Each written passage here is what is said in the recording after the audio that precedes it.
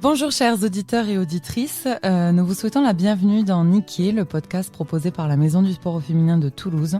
Notre mission est de promouvoir, favoriser et encourager la pratique du sport féminin en Occitanie. Nous puisons notre inspiration à la fois dans Niké, la déesse grecque de la victoire, et dans l'espérance de voir triompher le sport féminin.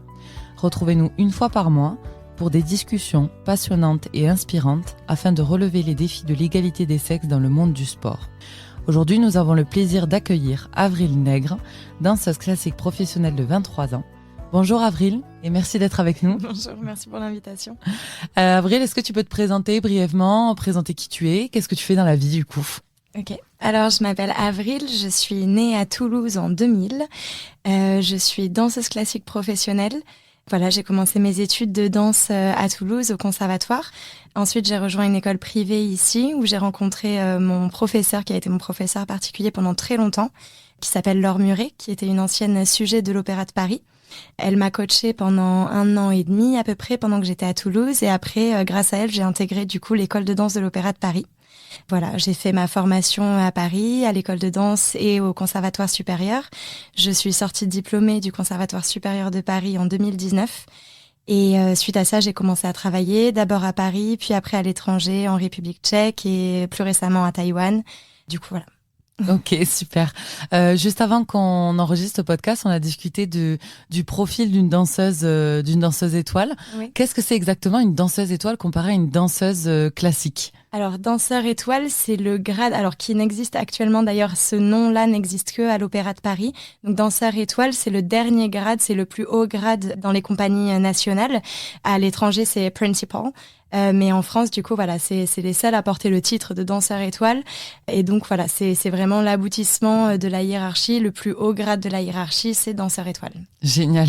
C'est ton objectif aujourd'hui ? Je pense que ça l'a été pendant longtemps et que mes objectifs aujourd'hui changent un petit peu. J'ai découvert du coup quand j'étais en République tchèque, donc je travaillais au Dejicati Pilsen Ballet et j'ai eu l'opportunité d'assister à un chorégraphe qui s'appelle Dustin Klein, qui a fait ses études en Angleterre au Royal Ballet, qui est aujourd'hui chorégraphe résident à l'Opéra de Munich. Et en fait, il est venu faire une création dans la compagnie où moi je travaillais. Et en fait, j'ai eu l'énorme opportunité de l'assister sur la création. Et j'ai découvert la chorégraphie qui m'a toujours intéressée, mais voilà, que j'ai pu découvrir vraiment de l'intérieur auprès de professionnels confirmés pendant cette année-là. Moi, j'ai fait ma première pièce aussi cette année-là.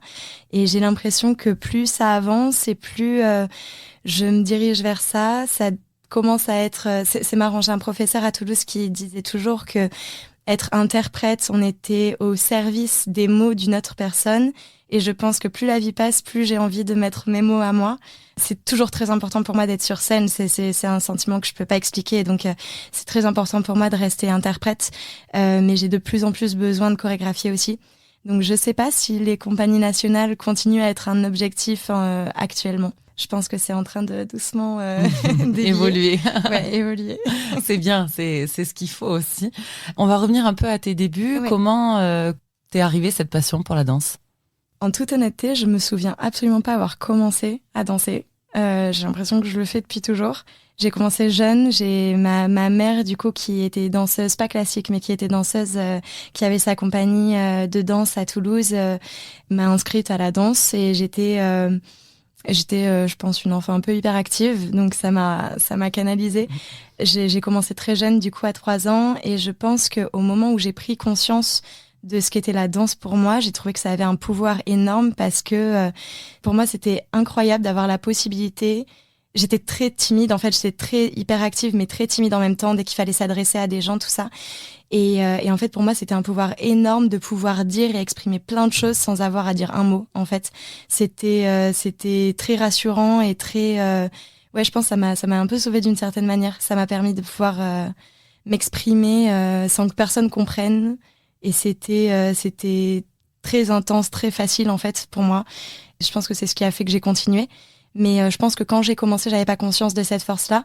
Et je me souviens complètement de la première fois où j'ai été sur scène quand j'avais 3 ans et demi ou 4 ans au spectacle de l'école. Et en fait, je pense que ça a marqué une rupture à mon hyperactivité parce que j'ai souvenir de j'étais en train de courir partout dans les coulisses. C'était vraiment très compliqué, la gestion avec le professeur. On avait vraiment marre de moi, je pense. Et je suis arrivée sur scène et je me suis arrêtée et j'ai vraiment regardé le public et je suis restée en bug pendant peut-être 2 minutes. Et il y avait tout le monde qui dansait, qui faisait la chorégraphie. Moi, j'étais juste en face du public et je bougeais plus. Et je me souviens qu'il y avait ma maman au premier rang et que je me souviens avoir vu ses yeux de je sais comment on dit ça. Et elle, qui est danseuse, qui connaît ça, je pense qu'elle a compris à ce moment-là ce que j'avais ressenti. Du coup, c'était très marrant. Ça a été un échange très, très intense entre nous. Et c'est d'ailleurs un des seuls souvenirs que j'ai de petite comme ça. Mais je m'en souviens très, très bien de ce moment-là. C'est joli. Et puis, c'est là toute la beauté de la danse aussi, de pouvoir exprimer ce qu'on ne peut pas dire, en fait. Oui. Comment ça se passe à l'entraînement d'une danseuse ? Alors, on a l'entraînement officiel, donc c'est-à-dire tous les cours, les répétitions, les spectacles. Et à côté de ça, on a tout un entraînement à côté de préparation physique, d'entretien. Donc, il y a chaque danseur qui cherche un petit peu ce qui lui va à lui, donc sa propre routine.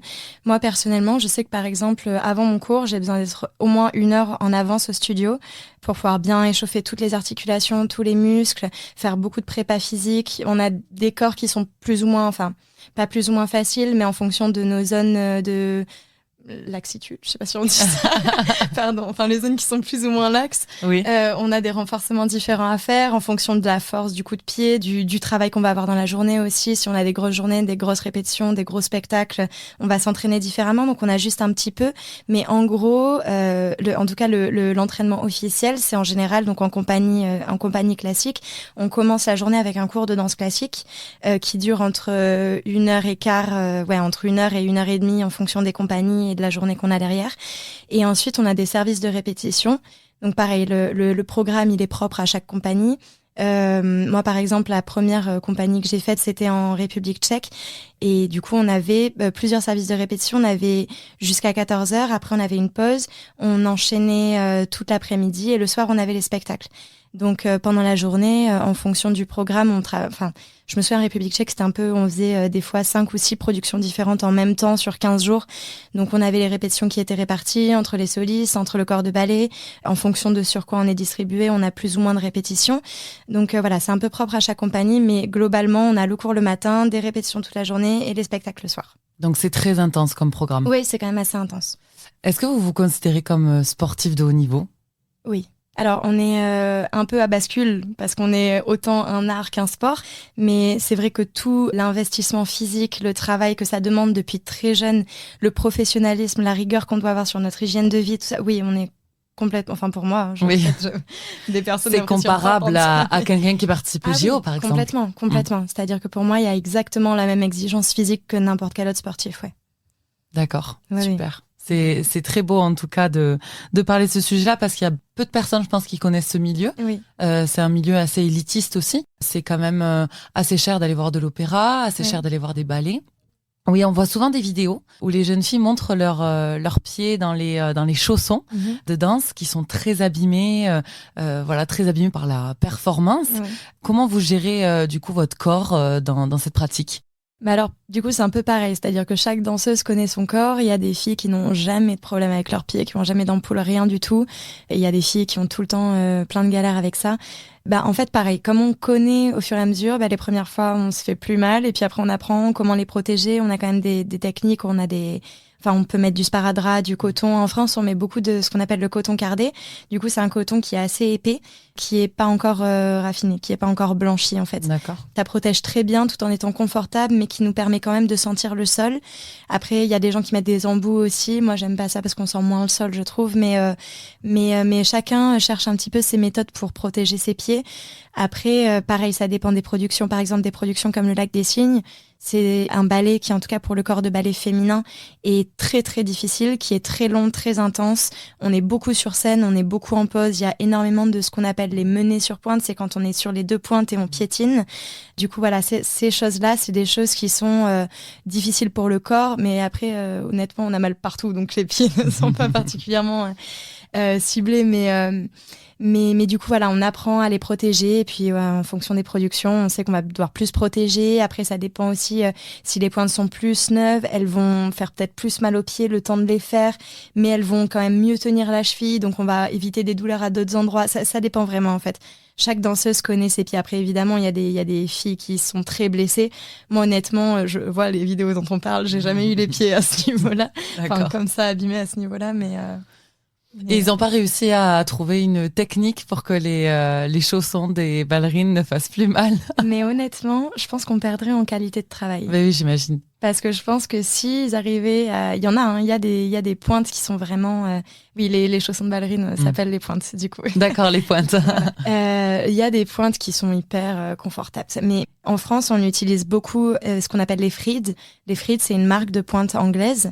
Et les Freed offrent une qualité visuelle, esthétique et une qualité de ressenti que moi, personnellement, j'ai trouvé dans aucune autre marque. Mais c'est des pointes qui sont faites à la main, donc elles sont pas confortables, on va dire. Donc on se protège à l'intérieur, mais au niveau du rendu, au niveau qualité de travail, c'est ce qui va être le plus pour moi, le plus travaillé après sur scène. Et puis tout le reste de l'esthétique suit. C'est-à-dire que si on a vraiment un beau travail de pied, grâce aux pointes en l'occurrence aussi, ça va permettre que la musculature du corps se sculpte d'une certaine manière et d'arriver à... Enfin, tout compte en fait. Voilà. Je pense que c'est pas forcément une bonne chose d'être trop confortable dans les chaussons. Et tout à l'heure, tu me disais donc tu avais joué en République tchèque. Tu as joué ailleurs aussi, à l'étranger? Alors à l'étranger, j'ai aussi travaillé là récemment à Taïwan. J'étais en contrat de guest avec le Taiwan Ballet Company. C'était une expérience complètement différente parce que c'est ma première fois en Asie à vivre là-bas et tout. Et la culture est très différente. Le travail, mine de rien, est très différent. Bon, la base reste la même, c'est-à-dire qu'on a toujours le cours, les répétitions, les spectacles. Mais oui, la vie là-bas est très différente. En Europe, on a quand même une culture... une vie sociale qui est quand même assez importante, c'est-à-dire on a une vie à côté du travail. En Asie, c'est plus difficile, c'est-à-dire que les gens ne sortent pas trop, même le week-end, pour aller boire un verre, des choses comme ça. Donc moi, je pense que c'est plus ce qui a été pas difficile pour moi, mais c'était un très très gros changement culturel. Puis après, non, c'était une expérience géniale. J'ai pu rencontrer des gens qui étaient passionnants, plein d'artistes là-bas aussi. C'est ceux qui étaient le plus facile pour moi à rencontrer parce que c'est ceux qui parlent anglais déjà, le plus. Et puis, comme ils voyagent beaucoup, ils ont quand même une ouverture aux étrangers qui est plus importante que les Taïwanais qui vraiment viennent de là-bas et sont restés là-bas. Mais non, c'était une expérience géniale. Et puis, j'ai pu un peu, du coup, bouger en Asie. J'étais aux Philippines, qui est pareil, un endroit merveilleux. Non, c'était une expérience super. En termes de travail, là-bas, ça a été difficile, du coup, pour adapter plus mon hygiène de vie à côté, pour la nourriture, pour le sommeil, il fait très, très chaud là-bas. Donc, plein de petits détails autres qui ont pu avoir un impact un petit peu sur mes entraînements. Mais d'un point de vue général, l'expérience a été super. Et oui, c'était très intéressant d'avoir l'opportunité de travailler là-bas. D'accord. Ouais. Donc, on sait que tu es très jeune, tu as 23 ans. Comment on fait à 23 ans pour partir à l'autre bout du monde, pour danser?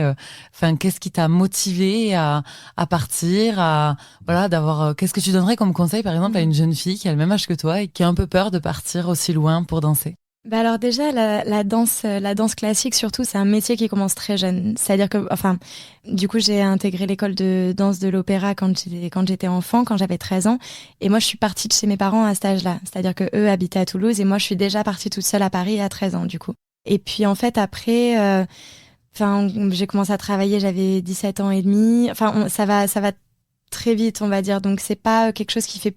En tout cas, moi, qui me fait plus peur que ça de partir à l'étranger. Je suis absolument fascinée par la découverte et par l'envie de rencontrer des nouvelles personnes, de voir d'autres endroits, de tout le temps reconstruire des vies un peu partout. Je trouve ça génial. Après, dès qu'on voyage, on connaît des gens un peu partout. On a toujours des gens à appeler, peu importe où on est dans le monde et tout. Je trouve ça super.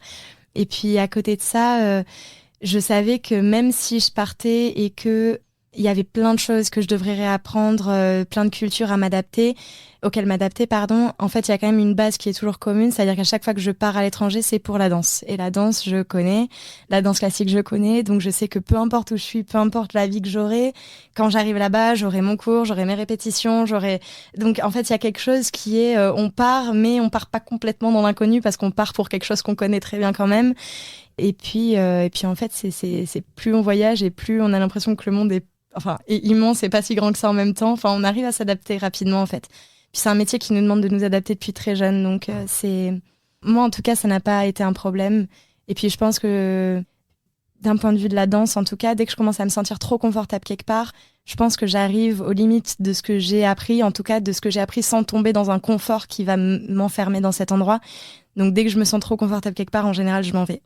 Donc pour moi, c'est inclus dans tout ce package-là de savoir que je vais voyager. Ça n'a pas été trop difficile. Mais après, je peux comprendre que ce soit une source d'angoisse ou enfin de petite appréhension, en tout cas pour des jeunes qui veulent commencer. Et après, je pense que, pour revenir sur le truc du conseil, je pense que si on part et qu'on sait pourquoi on part, on n'est jamais déçu, en tout cas. Bien sûr, c'est moins difficile. Oui.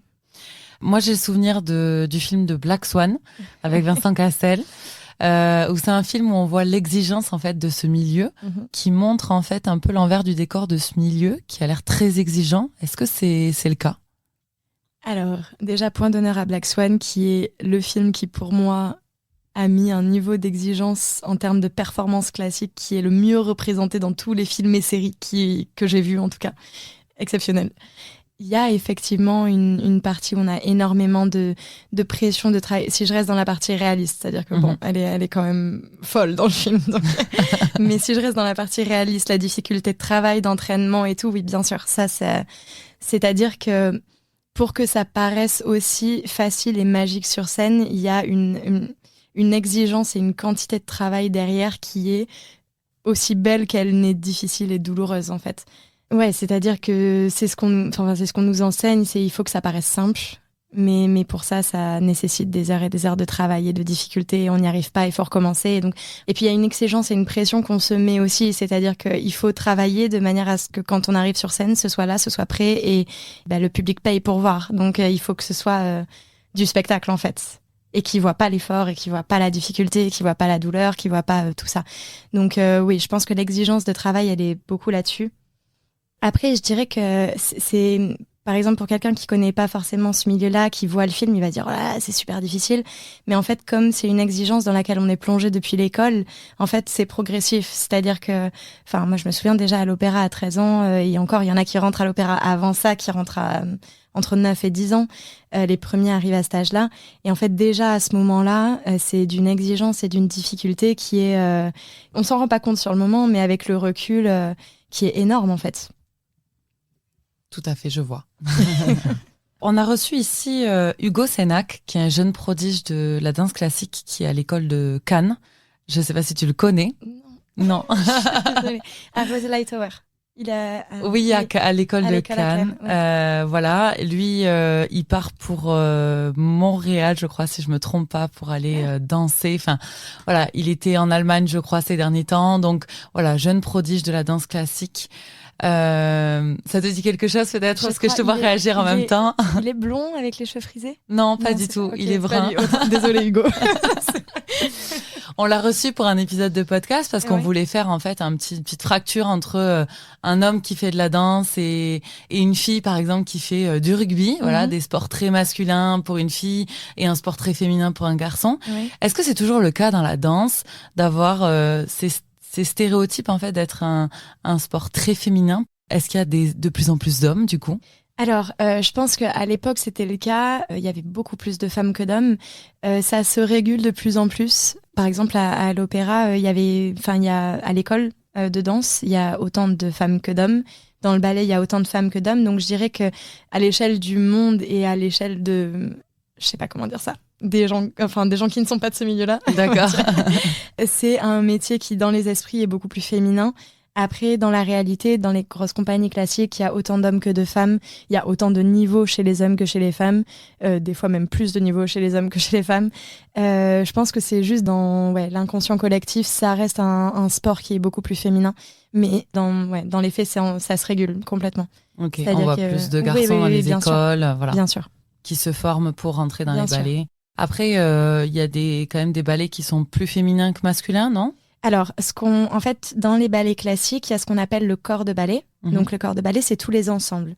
Et dans les grands ballets classiques, en général, le corps de ballet est plus féminin parce que comme c'est des ballets qui ont été faits à l'époque, en fait à l'époque où il y avait beaucoup plus de femmes que d'hommes, bien qu'ils aient été retravaillés, des très grands, par exemple à l'Opéra de Paris, c'est Rodolphe Nureyev qui a remonté énormément de ballet du répertoire. Et lui, il a vraiment donné une place aux hommes dans les ballets qui a été beaucoup plus travaillé, beaucoup plus recherché. C'était vraiment avant, les hommes, c'était presque de la décoration en fait dans les ballets. Mais du coup voilà, il y a quand même des très grands chorégraphes qui ont repris les œuvres du répertoire classique et qui les ont retravaillées pour donner une place plus importante à l'homme. Mais c'est vrai que les gros ensembles dans les grands ballets classiques, comme par exemple le Lac des Cygnes ou Gisèle, c'est des corps de ballet plutôt féminins. Donc oui, il y a beaucoup plus de matière pour les femmes dans ces ballets-là, oui. D'accord. On avait reçu Sarah, qui est infirmière et qui nous a parlé de la menstruation dans le sport à haut niveau. Est-ce que tu peux nous en parler? Parce que c'est vrai que c'est un sport que tu commences très jeune. Oui. Tu dois avoir les menstruations qui arrivent pendant ta performance. Comment ça se passe? Alors, l'exigence de ce métier-là fait que souvent les femmes sont réglées plus tard que la moyenne. Donc on les a en général fin d'école, quoi. Mais c'est-à-dire que par rapport, je sais pas quelle est la moyenne d'âge en c'est France. 13-14 ans, je crois. Ouais, voilà. En général, les danseuses les ont plus vers 16, 17, même parfois plus tard, parce qu'on fait énormément de sport depuis très jeune. On a quand même un rythme alimentaire qui est très Contrôlé. Pas restreint, mais contrôlé, exactement. Du coup, ça retarde un petit peu en général les menstruations, tout ça.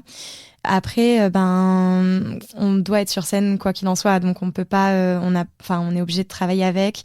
Au niveau des protections, c'est compliqué parce que on est souvent juste au corps collant, donc on peut pas mettre de serviettes, donc on est obligé d'utiliser des choses qui sont beaucoup plus discrètes. C'est une logistique, mais après pareil, on s'y fait comme tout le reste, on apprend à connaître son corps. Non, des fois on est en collant rose et juste au corps blanc et on a les règles et c'est juste à chaque pause on va se changer pour être sûr qu'il n'y ait pas de dégâts. Mais après c'est une logistique, c'est pareil, c'est assez à trouver. D'accord. Et vous avez de la prévention dans les écoles? Pas du tout. Pas du tout. Rien du tout. Vous n'en parlez pas? Non. Pas un sujet qui est abordé. Si je dois être complètement honnête, on n'est pas si bien accompagné que ça d'un point de vue gestion même psychologique par rapport à d'autres sports où il y a des préparateurs mentaux. Dans la danse, on est, en tout cas par exemple à l'opéra, qui est quand même une très très grosse maison, il y a aucun suivi par rapport à ça. Les enfants n'ont pas d'accompagnement psychologique. Moi, du coup, j'ai pris l'initiative de choisir une préparatrice mentale quand j'ai été jeune, même avant de partir à Paris, pour justement gérer toute cette partie-là, parce que c'est quand même un pourcentage énorme de la réussite de la performance finalement. Donc voilà, mais c'est vrai qu'on n'a pas de suivi par rapport à ça, on n'a pas vraiment de prévention, on n'a pas... La gestion des émotions, par exemple, aussi, parce que vous commencez très jeune, vous êtes de suite au devant de la scène, si je puis dire. Donc, c'est de savoir aussi gérer ses émotions. On est quand même confronté dès très jeune à des choses violentes à gérer pour des enfants, en fait. Parce que des fois, on oublie qu'on est enfant. Oui. Enfin, je pense qu'on grandit très vite. Enfin, moi, personnellement, j'ai vraiment eu le feeling d'être adulte, en fait, à 12 ans quand je suis partie, enfin, 13 ans quand je suis partie. J'avais déjà l'impression d'être adulte dans ce qu'on avait à gérer. Puis, il y a certains parents des élèves qui sont à Paris et tout, mais moi, mes parents n'étaient pas là, donc bien sûr qu'on s'appelait, mais je pouvais pas les appeler à chaque fois que j'avais un problème. Donc, il faut commencer à trouver des solutions par soi-même, très jeune, en fait. Donc, ouais, on se responsabilise surtout, et c'est vrai que des fois on oublie que en fait il y a des choses, ça serait pas mal qu'on nous aide à les gérer un peu, quoi. Mais donc non, on n'a pas de suivi sur la gestion émotionnelle, sur la gestion du travail, sur la gestion des études, rien du tout. D'accord, donc il y a un vrai travail à faire auprès des écoles, en fait. Oui. Au tout début. Après, je parle en France. Je pense que certaines écoles à l'étranger sont beaucoup plus en avance sur la France, mais certaines écoles sont très en retard par rapport à la France. Donc après, voilà. Mais en tout cas, actuellement en France, peut-être que ça a évolué depuis. Je sais pas comment ça se passe maintenant à l'école de danse, mais en tout cas, quand moi j'y étais, c'était il y a pas si longtemps que ça non plus. Il y avait pas de suivi. D'accord.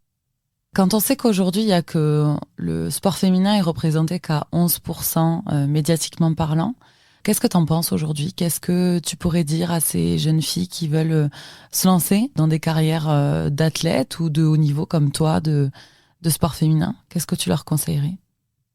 Alors, bien que ces statistiques ne s'appliquent pas à mon sport à moi, c'est quelque chose que je trouve dingue qu'aujourd'hui ce soit encore le cas. Moi, honnêtement, il y a une phrase que j'aime énormément qu'a dit Xavier Dolan quand il a reçu une Palme d'Or à Cannes pour un de ses premiers films, je sais plus lequel c'était. Je sais pas si c'était pas Momi, j'ai peur de dire une bêtise, mais que Xavier Dolan a dit à Cannes, ça je suis sûre. Il a dit je pense que tout est possible à qui rêve, ose, travaille et n'abandonne jamais. Et je pense que peu importe la difficulté que c'est de se faire sa place dans peu importe le sport, peu importe dans le milieu ou le monde qu'on veut intégrer, je pense vraiment que le travail paye. Et franchement, j'espère que ces stats vont petit à petit changer, même pas petit à petit, ce serait bien que ça change radicalement, rapidement, mais je pense qu'il faut pas que ce soit un frein au travail et à la certitude de réussite, bien que ce soit difficile, je l'entends. D'accord. Je rebondis par rapport à ce que tu dis parce qu'aujourd'hui, par exemple, une joueuse de rugby qui n'a pas de contrat professionnel avec son club, mais qui joue quand même tous les week-ends et qui s'entraîne quasiment tous les jours, gagne 200 € par mois de son club. C'est quoi la rémunération en moyenne d'une danseuse comme toi, professionnelle ? Alors, on peut faire une fourchette large. Par exemple, sur un ballet, quand tu pars jouer en République tchèque ou à Taïwan, c'est pas du tout les mêmes rémunérations. Il y a quand même des fourchettes. C'est pas. En fait, les salaires sont extrêmement, dépendent énormément de l'endroit où on est, des moyens de la compagnie, du pourcentage de soutien de la part de l'État, de la place de l'art dans le pays en question. Ça dépend de beaucoup de choses. À l'opéra, par exemple, c'est les seules personnes qui sont en contrat CDI. Je pense que c'est la seule compagnie qui marche encore comme ça. Donc, c'est-à-dire qu'eux ont un CDI. C'est-à-dire que quand ils rentrent dans le ballet, ils ont leur place assurée jusqu'à leur retraite dans le ballet. Retraite qui a 42 ans et demi à l'opéra. Ok. Et en fait, eux ont un salaire fixe et ils sont très bien payés à l'opéra, si on compare avec d'autres compagnies. En République tchèque, on était payé correctement. Je dois donner une fourchette, je sais pas, ça correspondrait. En fait, ça dépend du nombre de spectacles qu'on fait, ça dépend des rôles qu'on a, ça dépend de beaucoup de choses. Je pense que c'était, en moyenne, ça devait être. J'essaie de faire la conversion parce que c'est pas la même monnaie non plus. C'était en moyenne 1005, quelque chose comme ça. Entre 1500 € par mois, un salaire. Entre 1300 et 1500. C'est un salaire, un premier salaire correct pour quelqu'un qui travaille en France, par exemple. Donc c'est. Oui. Après, en fait, on a tellement de choses à faire à côté que, par exemple, en France, ce salaire-là, c'est juste pour la danse. C'est-à-dire que en dessous de, pareil, ça dépend dans quelle ville on vit, mais si on est à Paris, parce que c'est là-bas qu'on a la possibilité de faire le plus de choses, c'est un peu juste. 1005, c'est. C'est juste parce que si on rapporte à combien d'heures tu travailles par semaine. Ah oui, non, c'est vraiment. C'est ridicule. Ridicule. Et il n'y a pas du coup d'écart de salaire entre les hommes et les femmes dans la danse. Alors, tout dépend du statut, si c'est danseur étoile ou pas. Voilà. Okay. En fait, tout dépend du grade. En tout cas, à l'opéra, par exemple, ils ont des salaires fixes, mais à l'opéra, ils sont mieux payés. Ils commencent, leur premier salaire, c'est 2005, par exemple. D'accord. Et ils ont tout inclus, c'est-à-dire que tout ce qui va concerner les soins médicaux, les à côté sportifs, les pointes, tout est fourni. Et ils ont un salaire fixe qui est beaucoup plus important que les autres compagnies. En tout cas, en Europe. Et en fait, plus ils montent en stade, plus ils gagnent en salaire. Ouais, je pense pas qu'il y ait d'écart de salaire. D'inégalité, on va dire. Ouais, j'en suis pas sûre à 100%, donc je voudrais pas m'avancer là-dessus. Après, il me semble que les danseurs étoiles peuvent négocier leur salaire. Donc, je sais pas s'il y a des écarts à ce niveau-là. D'accord. Je me suis jamais penchée sur cette question-là. Je suis d'accord, il n'y a pas de souci. Parce que pour quelqu'un qui aimerait comprendre, en moyenne, une place pour un ballet, c'est quand même, on va dire 60 € à peu près, une place pour venir voir un ballet.